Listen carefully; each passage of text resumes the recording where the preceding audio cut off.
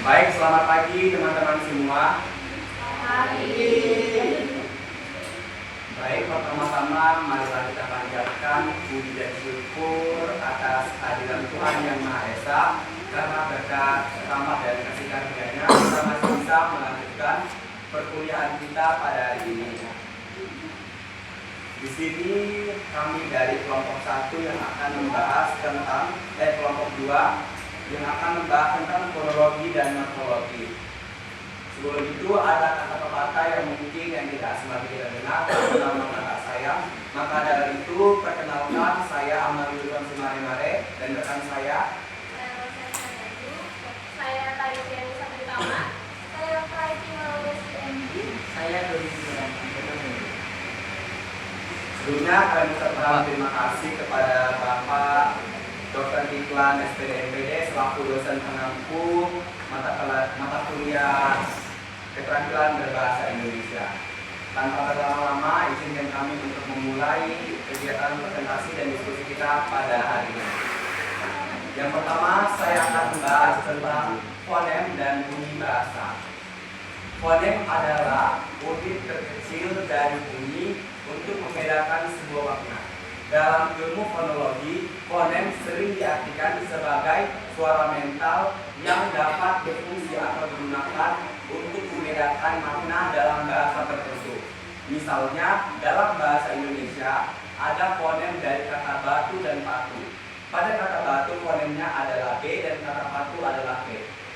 Fonem juga dibagi menjadi dua kategori, yaitu konsonan dan vokal. Yang pertama adalah konsonan.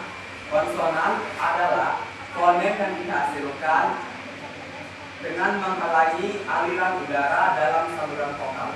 Misalnya di dalam bahasa Indonesia ada B dan P. B dan P itu dihasilkan dengan menutupi saluran udara dengan bibir. Kemudian ada K. K itu dihasilkan dengan menghalangi saluran udara dengan dimana bagian belakang lidah itu ke langit-langit mulut, dan juga D. D itu dihasilkan dengan bagian belakang lidah kita menyentuh gigi bagian atas.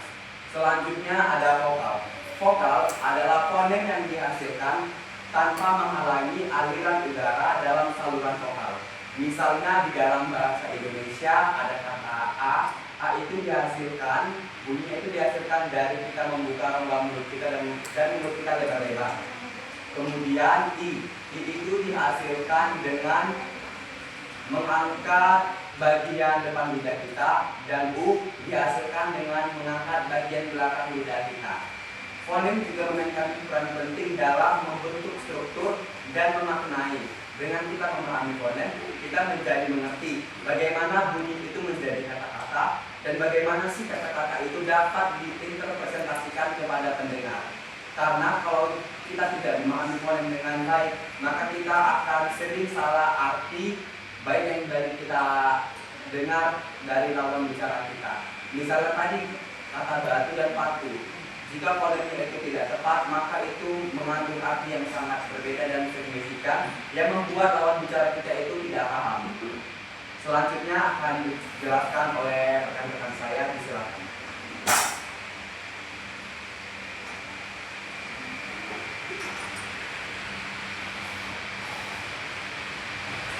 Baik, materi yang saya ambil itu adalah ejaan bahasa Indonesia. Teman-teman, pengertian ejaan menurut Arifin 2008 secara rinci itu ejaan merupakan cara penulisan kata, huruf, dan cara pemakaian tanda baca.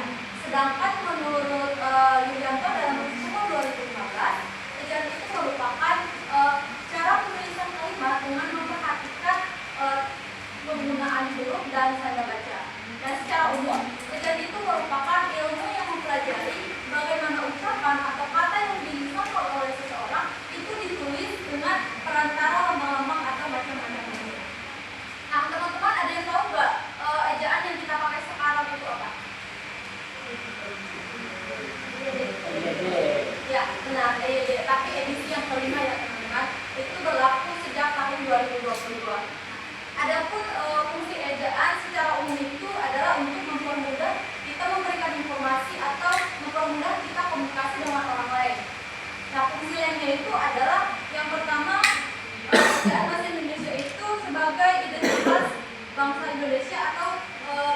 nomor 1. Nah, ejaan itu juga berfungsi sebagai alat penyaring bahasa yang masuk seperti bahasa kata serapan atau bahasa asing, sehingga kita bisa mengadaptasinya atau mengubahnya tanpa harus merubah makna aslinya.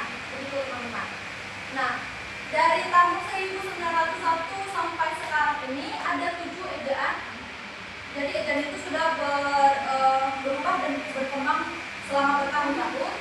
Dan ketujuh itu dan ejaan yang ketujuh itu ada ejaan Evan of Reason, yang kedua ada ejaan Republik atau dirasa dikenal orang itu ejaan Swandi. Yang ketiga ada ejaan Pembaharuan, yang keempat itu ada ejaan Melindo, yang kelima ada ejaan Baru, yang keenam ada ejaan yang disempurnakan, dan yang terakhir adalah ejaan bahasa Indonesia atau disebut juga dengan poetik. Nah teman-teman, kita akan membahas satu persatu dari ketujuh ejaan tersebut. Yang pertama adalah ejaan Evan of Reason.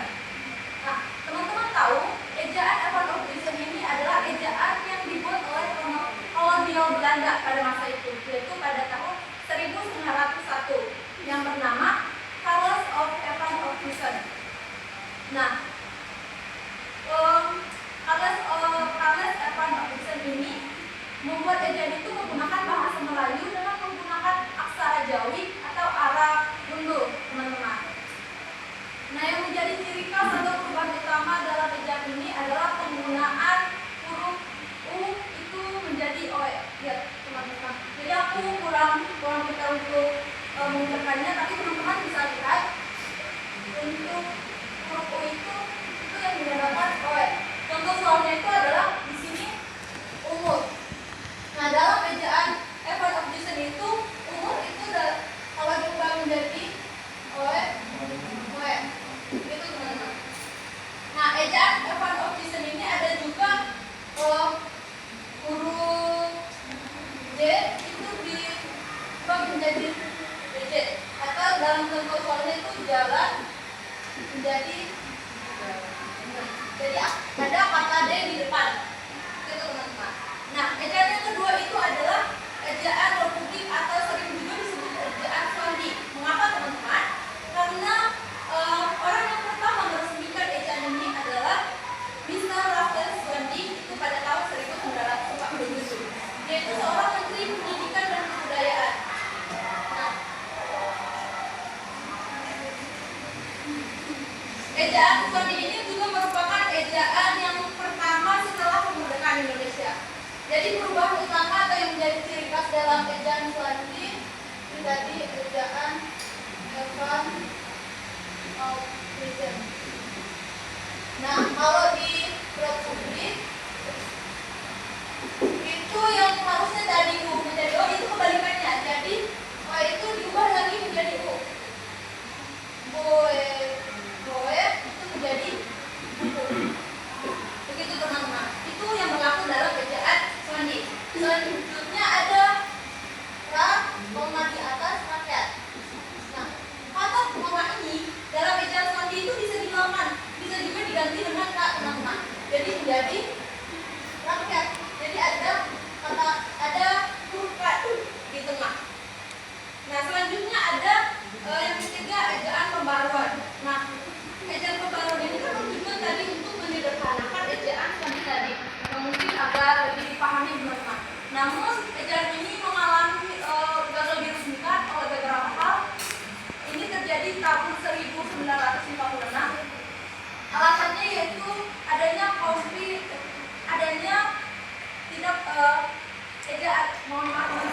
ejaan pembaruan ini tidak mendapat persetujuan dari pemerintah atau masyarakat luas. Jadi gagal diresmikan. Namun ada beberapa usulan dari perubahan utamanya, yaitu Info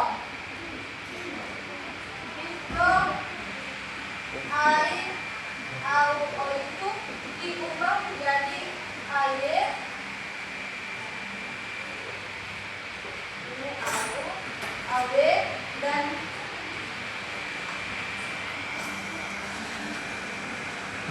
ini teman-teman yang membedakannya ini adalah I itu diganti jadi Y, dan W tadi itu diganti menjadi U.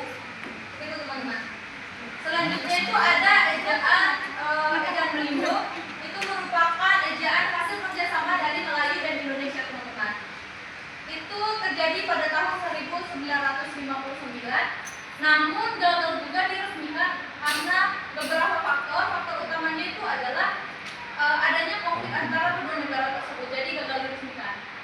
Nah, yang kelima ada ejaan baru.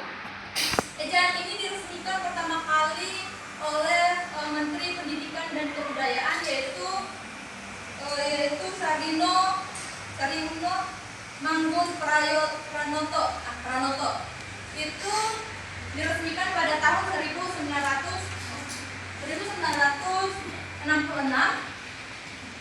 Ejaan baru ini agak mirip dengan EYD, namun perubahan utamanya itu ada di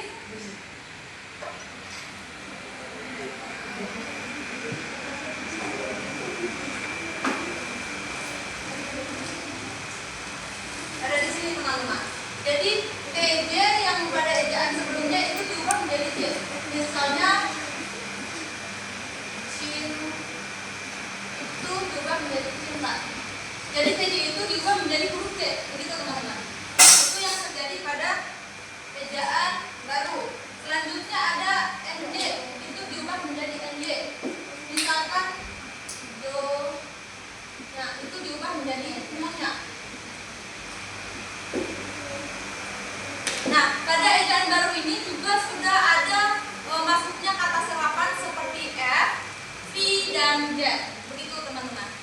Selanjutnya ada ejaan EYD atau ejaan yang disempurnakan, itu berlangsung dari tahun 1972 sampai 2015. Nah, ejaan yang disempurnakan ini melakukan revisi atau pembaharuan. Ada edisi EYD edisi ketiga itu berlaku tahun 2009.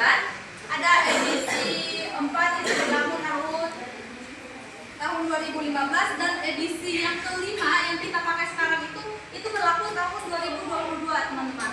Jadi di EYD ini perubahan utamanya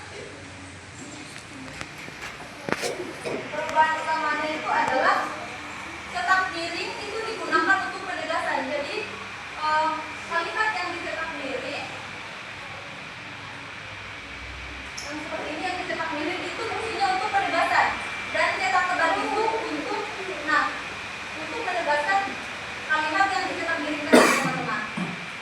Ada juga di EYD ini penggunaan huruf kapital untuk nama orang, nama provinsi, nama kota, atau nama gelar juga teman-teman. Selanjutnya yang terakhir adalah ejaan EBI atau WEBI. Ejaan ini berlaku tahun 2015 sampai 2022. Ejaan ini tidak bertahan lama, karena digantikan dengan ejaan edisi EYD edisi kelima tadi, berlaku tahun 2022. Namun ada perubahan utamanya, yaitu cetak tebal itu digunakan untuk penegasan di kalimat yang dicetak miring teman-teman.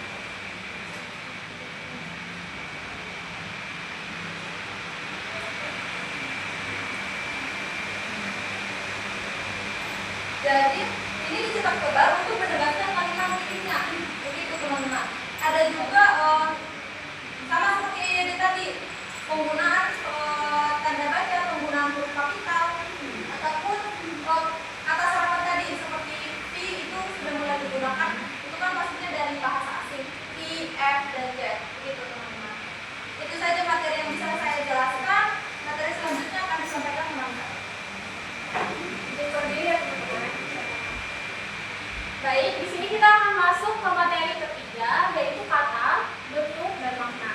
Nah, secara menurut para ahli, menurut Mulyono dan Angkol, tahun 1998, kata itu merupakan suatu dasar yang belum diberi imbuhan. Nah, sehingga kata itu masih menjadi bahasa yang masih dasar, belum bisa kita cerna. Nah, contohnya dalam morfologis, ada morfologis aplikasi itu morfologis pengimbuhan. Contohnya tuh misalkan ajar, kalau diberi imbuhan dia jadi mengajar. Sampai sini paham nggak? Nah, lanjut lagi ke morfologis duplikasi atau yang berulang. Contohnya kalau misalkan bahasa dasarnya antipolo sayur. Nah, kalau diberi penggabungan dia jadi sayur menyayur. Dari situ paham nggak? Oke. Nah, kita akan masuk lagi ke yang pertama, yaitu kata. Nah, kata ini dibagi menjadi 5, yaitu pertama kata sifat, yang kedua kata kerja, yang ketiga kata keterangan,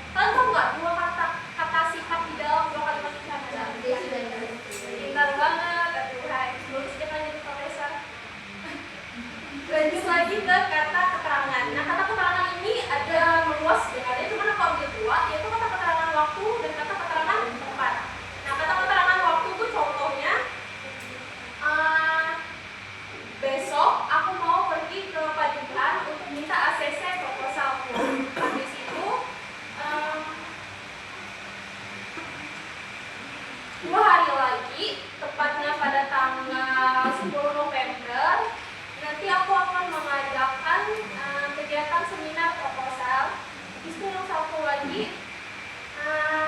Di ruang kelas kelompok A sekarang kita sedang melakukan kegiatan presentasi. Tahu nggak kata tangan tempat dan waktu di mana? Besok. Kemarin lagi. Ya, itu satu lagi. Betul. Nah, jadi ada 4. Nah, jadi di 4 itu merupakan kata-kata tempat dan waktu. Masuk lagi ke kata benda. Nah, kata benda ini merujuk kepada nama orang, nama benda, ataupun kegiatan seseorang. Contohnya, kalau nama benda, hari ini kami sedang duduk di kursi. Nah, habis itu kalau untuk nama orang, contohnya, Rafael dan Pia sekarang sedang melihat saya. Nah, jadi kata bendanya di situ yang mana? Kata orang dan nama anu. Yang mana? Kata tugas.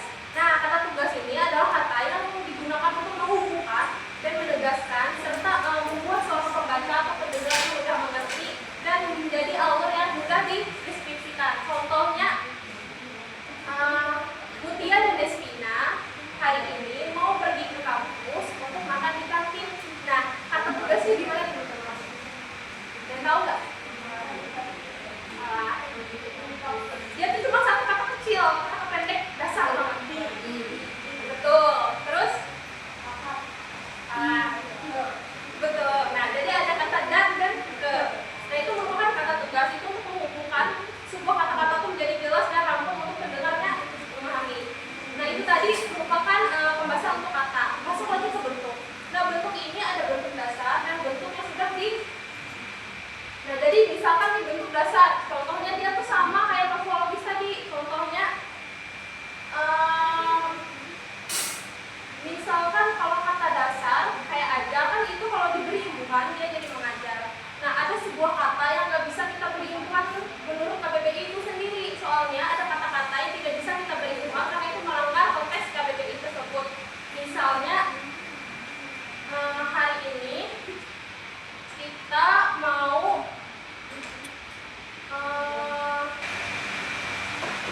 nah, hari ini kan misalkan nih ada kata ngajar. Hari ini aku mau ngajar gitu. Kurang profesional dan kurang baku. Nah, kata-kata yang menurut KBBI bagus itu kalau ditambah contohnya mengajar, jangan bilang ngajar aja karena itu tidak baku. Kira-kira kalau di sini paham nggak? Oke. Nah, itu merupakan kata dasar. Nah, kalau diberi hubungan itu tadi ketika kita memberi nama di setiap kalimat awalannya, contohnya mengajar, misalkan kita mau ke pasar tambahin ke gitu, jangan ke mau pasar gitu loh, udah jelas kan jadinya, jadi kita perlu nambah hubungan. Masuk lagi ke makna. Nah, maknanya ada 5, makna leksikal, makna deskriptif, makna emotif, makna gramatikal, dan makna kiasan. Nah, kalau makna leksikal ini adalah makna yang sebenarnya. Nah, itu nggak bisa ditambah karena itu memiliki makna sendiri. Contohnya, guru saat ini sedang mengajar. Nah, itu nggak ada makna gramatikalnya. Itu semuanya makna leksikal. Apa itu maksud makna leksikal? Nah, makna leksikal ini contohnya guru sedang mengajar. Yang kalian tahu guru sedang mengajar itu berarti guru tuh seorang guru kan? Nah, dia tuh mengajar itu aja. Jadi dia nggak ada imbuhan lagi. Dia tuh cuma kayak konteksnya mengajar. Itu adalah makna leksikal, makna yang sebenarnya. Nah, lanjut lagi ke makna deskriptif. Nah, makna deskriptif ini adalah makna yang kita tuh kayak harus tahu ciri-ciri seseorang. Kita tuh kayak apa sih namanya menjelidik gitu. Nah, kita harus tahu sampai ke akar-akarnya itu makna deskriptif. Contohnya tuh benda aja ya. Misalkan air, yang kalian tahu air itu apa jenisnya? Ada yang bisa jawab nggak? Hah? Apa? Air nih, yang kalian tahu apa deh? Ciri-ciri air deh. Cair. Nah, cair apa lagi? Bening. Bentar, apa lagi? Sama. Jadi susu deh. Nah, jadi itu. Ini contoh tadi kayak bening. Dia tuh bentuknya mencair. Terus dia tuh bentuknya yang nggak bisa kita ubah gitu. Dia pasti itu cair. Nah, itu makna deskriptif. Kayak kita tuh contoh lagi nih ayah. Yang kalian tuh ayah tuh apa? Ayah tuh adalah orang yang bertanggung jawab. Dia adalah kepala rumah tangga. Dia tuh kayak menyebar luas jadi aksinya. Itu adalah makna deskriptif. Nah, masuk lagi ke makna emotif. Nah, makna emotifnya kasar misalkan itu makna emotif itu makna yang sering kita dengar dari seorang pendengar atau pembaca. Kalau kita salah tanggap itu bisa menjadi makna emotif itu sendiri. Contohnya, kalau kata kasarnya, ih, bau kamu ini kayak kerbau. Itu kan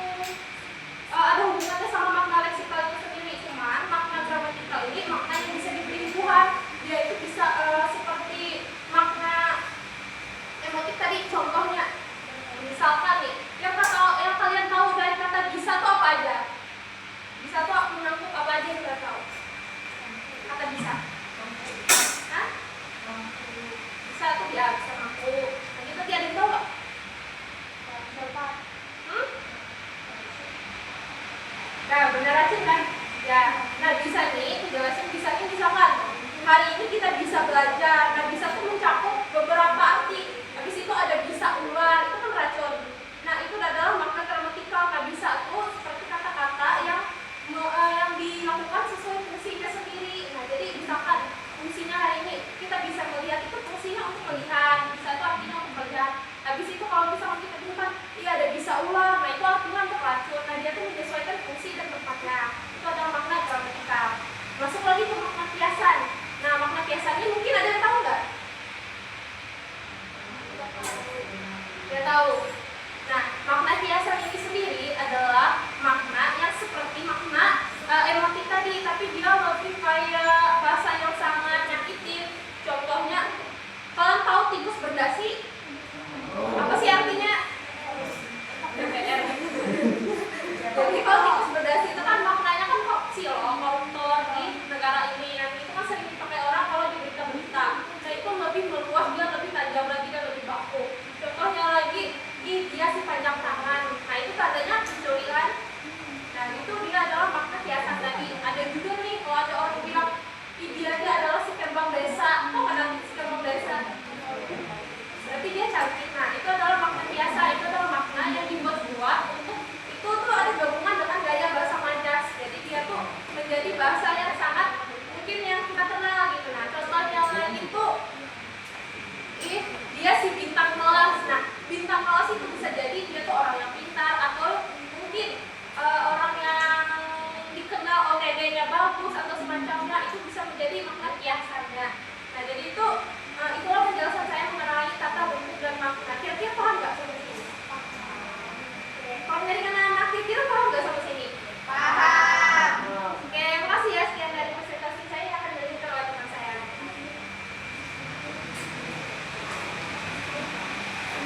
Baik, sekarang kita masuk ke pembahasan yang keempat, yaitu proses pembentukan kata. Jadi proses pembentukan kata itu adalah proses di mana kita membentuk suatu kata dengan kata dasarnya yang berbeda dari kata aslinya, dengan maknanya yang berbeda, artinya yang berbeda. Jadi pembentukan kata itu bisa saja meliputi seperti yang pertama ada afiksasi atau pengimbuhan, yang kedua ada reduplikasi itu atau pengulangan, yang ketiga ada komposisi atau penggabungan, yang keempat itu ada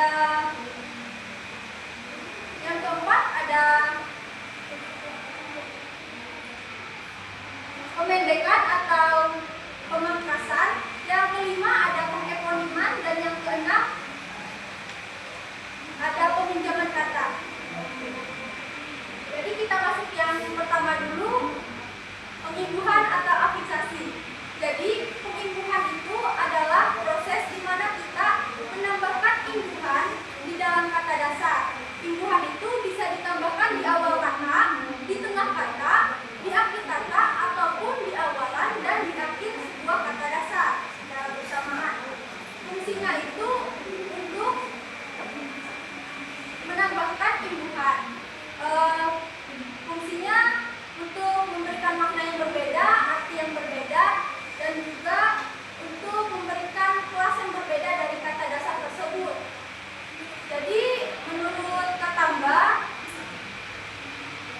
dalam bukunya yang berjudul Morfologi tahun 1993, mendefinisikan afiks adalah sebuah morfem yang terbentuk di dalam kata dasar yang akan memberikan imbuhan atau penambahan yang akan merubah arti dari kata dasar tersebut. Kemudian afiksasi ini memiliki 4 macam. Yang pertama ada prefiks, yang kedua ada infiks, yang ketiga ada sufiks, dan yang keempat ada konfiks.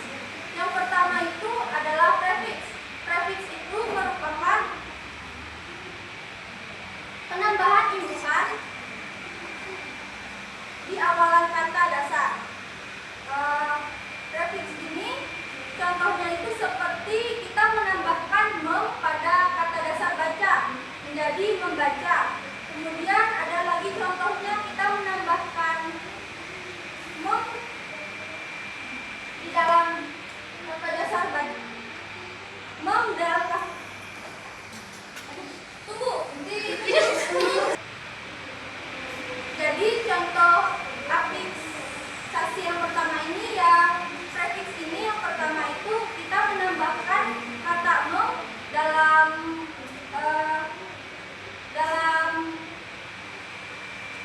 kata dasar baca menjadi membaca.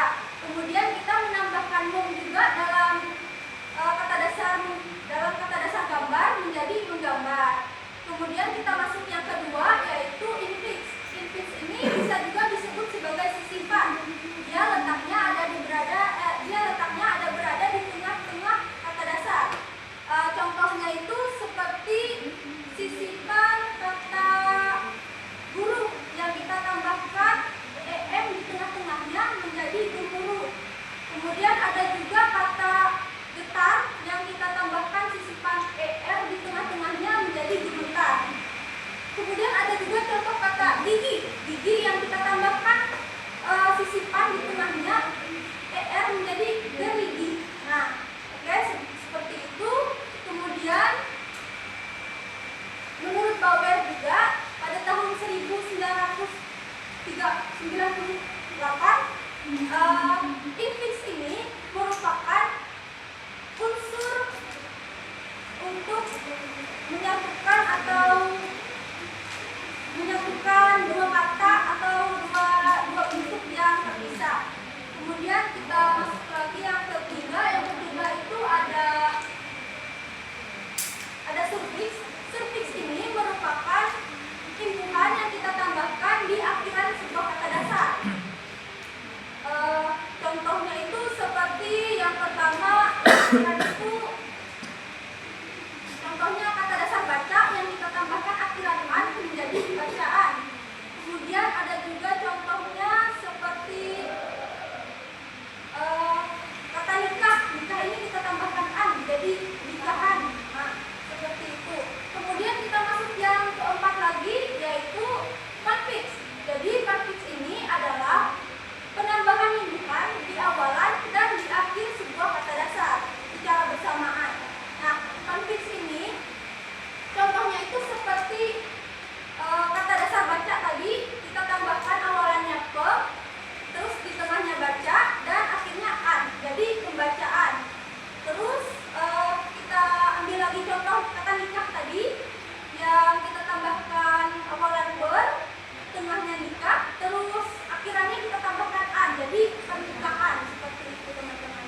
Kemudian kita lanjut lagi ke proses pembuatan kata yang kedua yaitu ada reduplikasi. Reduplikasi ini merupakan pengulangan yang kita ulangi dari kata dasarnya. Pengulangan ini dibagi menjadi tiga. Ada reduplikasi fonologi, ada reduplikasi morfemis, kemudian yang ketiga ada reduplikasi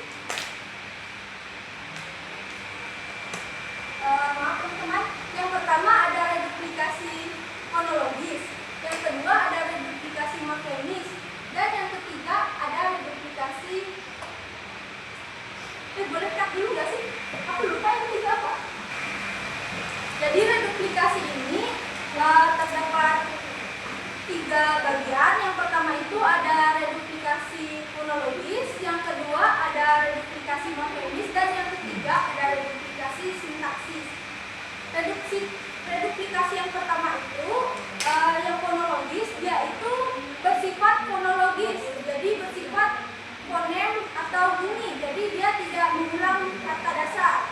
Jadi contohnya itu seperti pipi, terus ada dada, ada kuku, terus ada kupu-kupu. Kemudian contohnya lagi ada paru-paru. Jadi pengulangannya itu tidak mengubah arti dari kata dasar tersebut.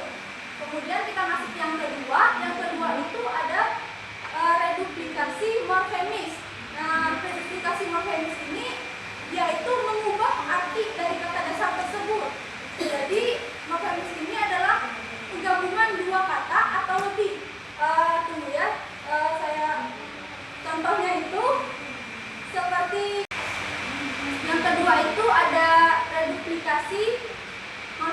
reduplikasi morfemis ini adalah pengulangan morfem atau pengulangan kata yang akan mengubah arti dari kata tersebut. Contohnya seperti kata anak, kita ulang menjadi anak-anak, berbeda kan itu artinya anak dan anak-anak.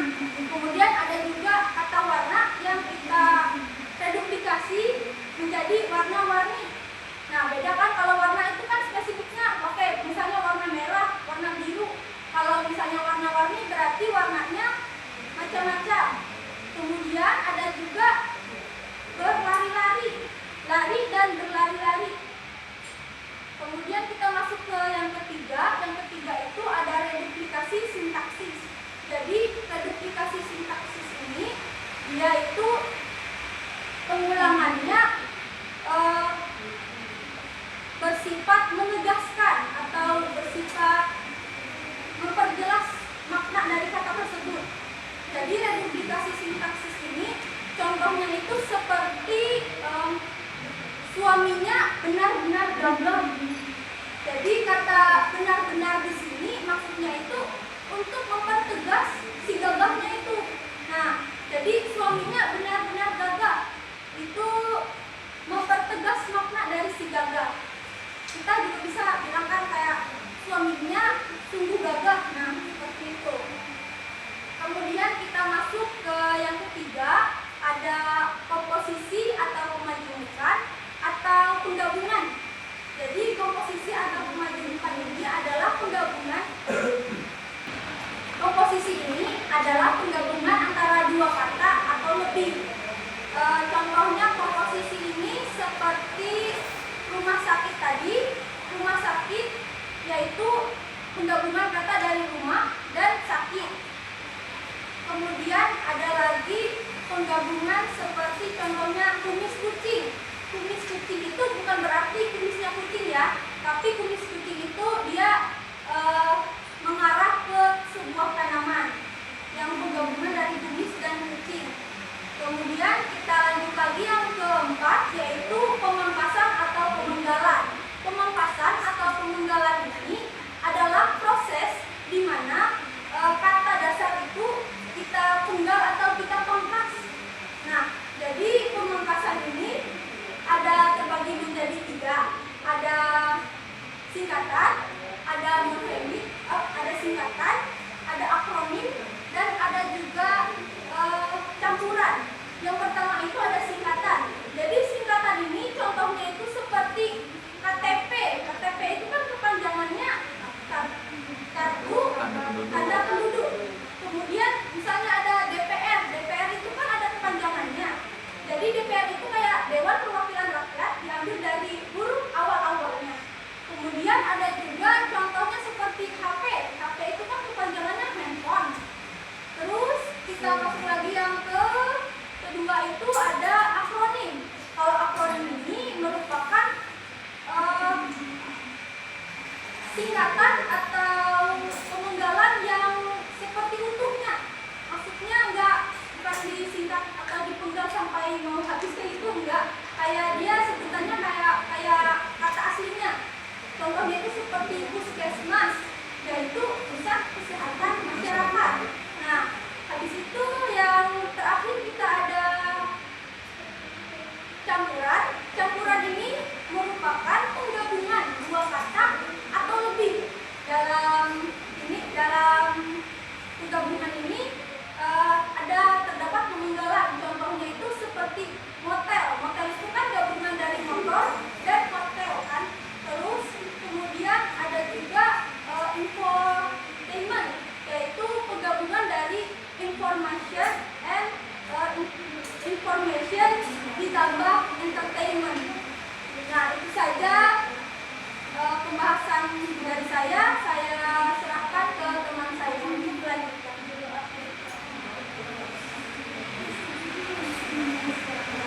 Kemudian saya melanjutkan bagian yang keempat, pengeponiman. Menurut Plomkin et al. Tahun 2003, pengeponiman adalah pengubahan kata dari nama diri menjadi nama umum. Contohnya di sini kita odol. Kan kita tahu odol itu seharusnya kan merek pasta gigi. Namun karena zaman dahulu populer, odol itu seolah jadi pengganti nama jadi pasta gigi. Nah, pasta gigi kan banyak mereknya. Setelah itu didapat saya khususnya sering menyebut brand itu Rinso karena itu produk yang populer. Kemudian lanjut yang kelima itu peminjaman. Peminjaman itu adalah, kemudian kita lanjut ke peminjaman. Peminjaman adalah penyerapan bahasa asing ke dalam bahasa kita sendiri. Menurut Johnny 2010, peminjaman juga dikelompokkan menjadi peminjaman murni dan peminjaman naturalisasi. Peminjaman murni adalah peminjaman dari kata yang langsung masuk ke bahasa Indonesia tanpa ada perubahan sama sekali. Contohnya ada dokter, radio, dan juga motor yang langsung diserap dari bahasa Inggris ke bahasa Indonesia tanpa ada perubahan. Kemudian yang kedua, peminjaman naturalisasi adalah peminjaman dari bahasa asing yang diubah menyesuaikan fonem dan morfologi dari bahasa yang menerimanya. Contohnya di sini kualitas yang diserap dari kata quality dan bahasa Inggris. Komputer kita sebut yang menggunakan huruf K dari computer dan dalam bahasa Inggris. Itu saja yang bisa saya sampaikan. Oke, baik, kepada rekan saya sudah menjelaskan dengan sangat baik. Teman-teman, dari pemahaman yang telah kami sampaikan, tentu banyak sekali hal-hal yang menarik untuk kita bahas lebih lanjut. Maka dari itu, apakah ada yang ingin didiskusikan?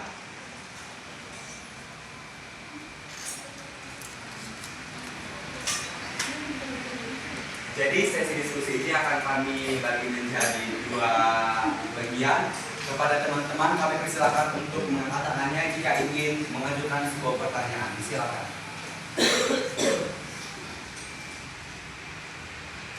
Iya, selamat.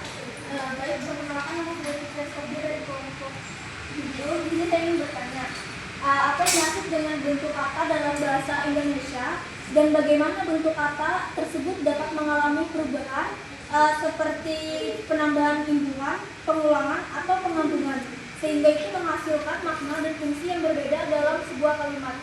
Itu saja yang dapat saya sampaikan. Terima kasih. Baik, terima kasih Pia. Izin langsung menjawab ya. Nah, tadi kan pertanyaannya apa itu bentuk dasar menurut KBBI itu sendiri lah ibaratnya. Nah, jadi bentuk dasar itu adalah sebuah kata yang belum diberi imbuhan atau yang belum diberi reduplikasi tadi ataupun pengulangan ataupun penggabungan tadi.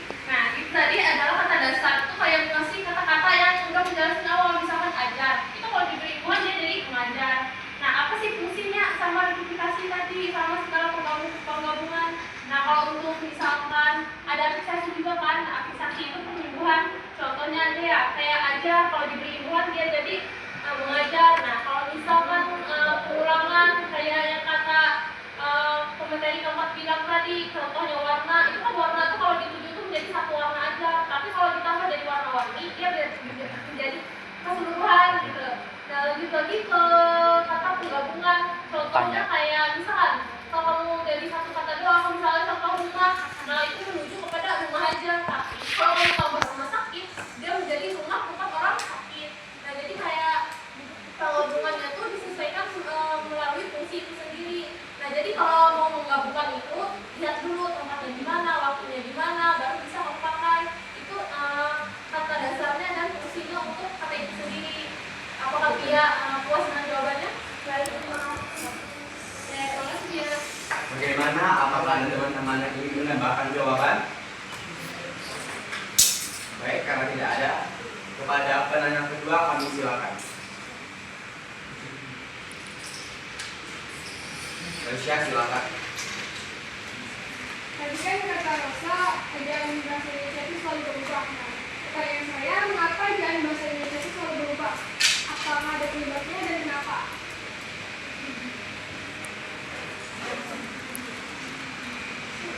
Baik, saya akan menjawab pertanyaan dari Elsa sesuai kemampuan saya. Tadi saya mengatakan bahwa kerjaan itu banyak mengalami perubahan itu dari tahun 1951 sampai sekarang. Nah, alasan ejaan itu selalu berubah karena sesuai fungsinya tadi untuk mempermudah kita dalam berkomunikasi atau menyampaikan informasi dengan jelas ke teman kita. Seperti itu. Nah, sesuai berkembangnya zaman, sesuai berkembangnya ilmu pengetahuan dan teknologi atau cara berpikir kita juga kan semakin berubah, cara kita juga kan berubah. Nah, sama seperti ejaan itu harus disesuaikan dengan zaman untuk mempermudah kita dalam berkomunikasi dalam kehidupan kita sehari-hari. Itu saja yang mungkin boleh saya jawab. Elsa, bagaimana? Apakah jawabannya sudah bisa diterima? Kepada teman-teman, jika ada tambahan, silakan. Nevi, silakan.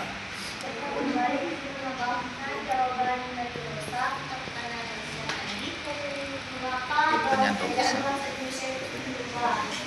Pertama tadi, ya setelah perkembangan masyarakat, karena kemudian juga budaya masyarakat selalu berubah. Kemudian juga karena penyederhanaan, di mana mungkin ada kata yang selalu susah untuk disebutkan di perkembangan zaman, jadi disederhanakan. Misalnya kayak cinta, kalau cinta dulu kan pakai C sama J kan C-nya. Nah itu berubah menjadi C supaya lebih mudah ditujukan.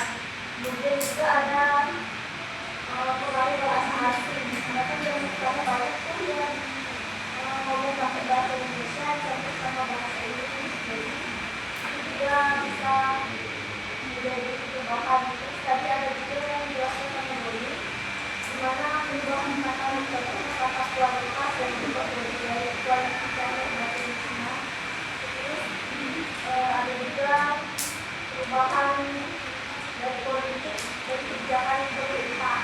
Karena setelah kerjaan langsung itu juga sesuai dengan aturan administrasinya atau aturan pemerintahnya. Itu aja yang akan saya tanyakan. Baik, terima kasih Nevi atas tambahan jawaban yang cukup lengkap dan mudah dipahami. Selanjutnya, apakah ada tambahan dari teman-teman?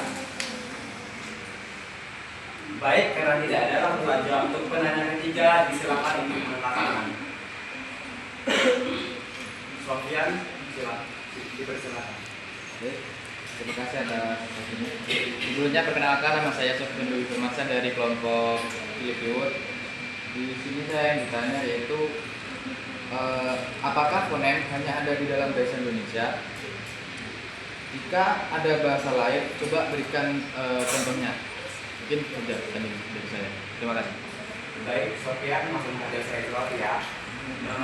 Jadi kan tadi sudah saya jelaskan bahwa fonem itu adalah unit terkecil dari bunyi untuk membedakan makna dalam sebuah bahasa. Jadi dalam sebuah bahasa ini sudah menentukan bahwa fonem ini tidak ada dalam bahasa Indonesia. Jika tadi dalam bahasa Indonesia saja, saya telah mengatakan fonem unit terkecil dari suatu bahasa. Jadi dari bahasa Indonesia. Jadi fonem itu tidak hanya dimiliki dalam bahasa Indonesia, tetapi juga bahasa lain. Misalnya saja kita ambil yang mungkin tidak asing lagi kita dengar, yaitu kita katakanlah dari bahasa Inggris. Kalau fonem dari bahasa Inggris itu mungkin yang sering kita temui, kita baca atau kita dengar itu adalah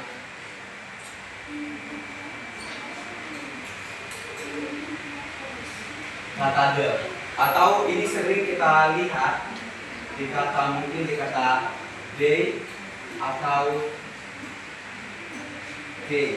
Jadi fonem itu tidak hanya dalam bahasa Indonesia tetapi juga bahasa Inggris. Contohnya itu di depan ini dia.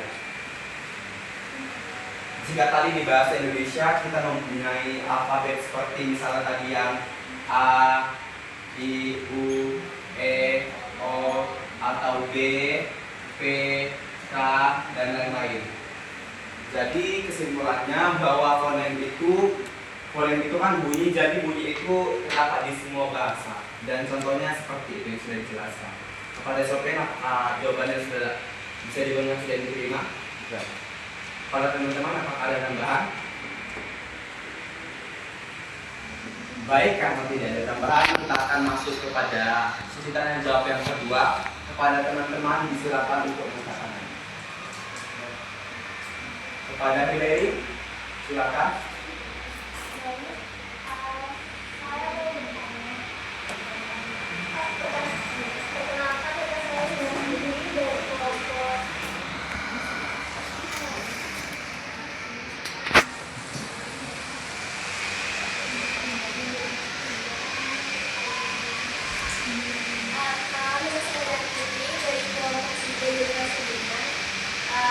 Pertanyaan saya adalah apakah perkembangan teknologi itu berpengaruh pada bahasa dan generasi mereka?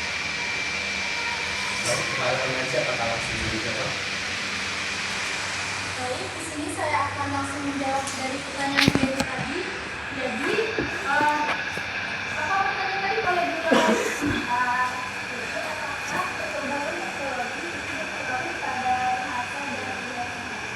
Nah, jadi perkembangan teknologi itu sangat berpengaruh pada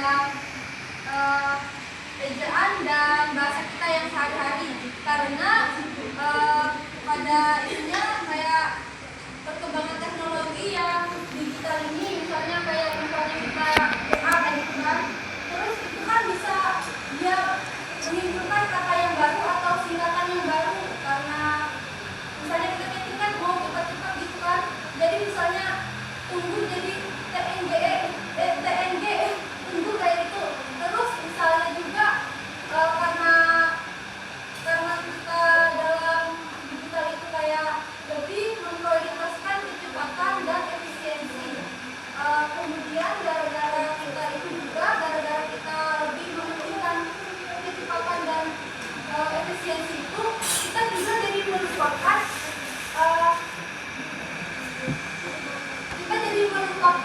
makna dari si kata baku itu. Jadi bahasa baku misalnya kita jadi melupakan kapital yang di huruf depan. Terus kita juga bisa melupakan tanda-tanda baca, misalnya koma dan titik. Jadi Baik, Sulenus, dari jawaban mereka apakah jawabannya sudah bisa diterima? Baik, terima kasih. Kepada teman-teman yang lain disilakan jika ada tambahan. Baik, karena tidak ada satu penanya terakhir, kami silakan mengangkat tangan.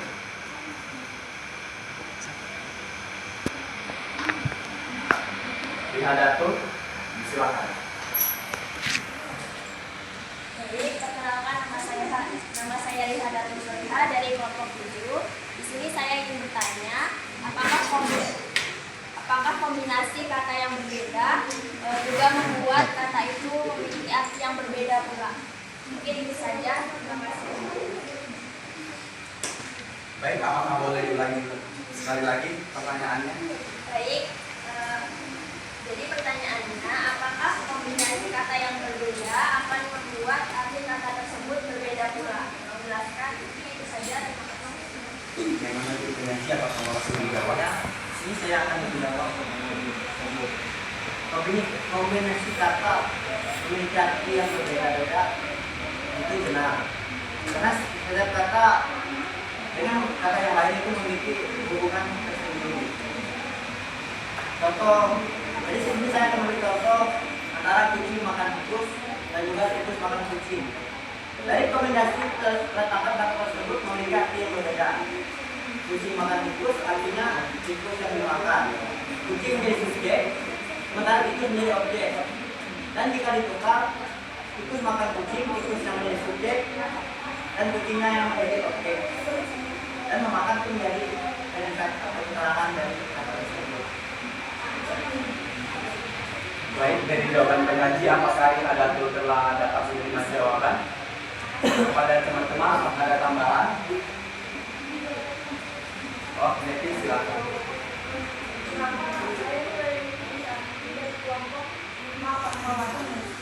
Jadi saya ingin menambahkan contoh yang kita sebutkan tadi. Yang pertama ada rumah sakit. Rumah sakit itu kan tempat untuk berobat.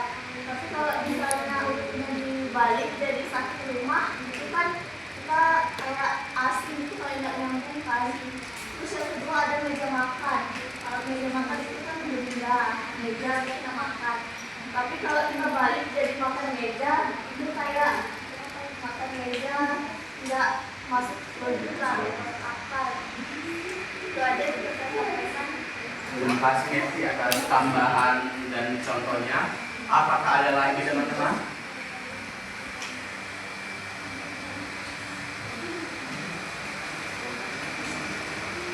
Baik, karena tidak ada, teman saya memberikan kesimpulan dari presentasi kita pada hari ini. Jadi silakan.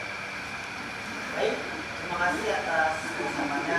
Saya akan menyimpulkan apa yang sudah kita pelajari ini.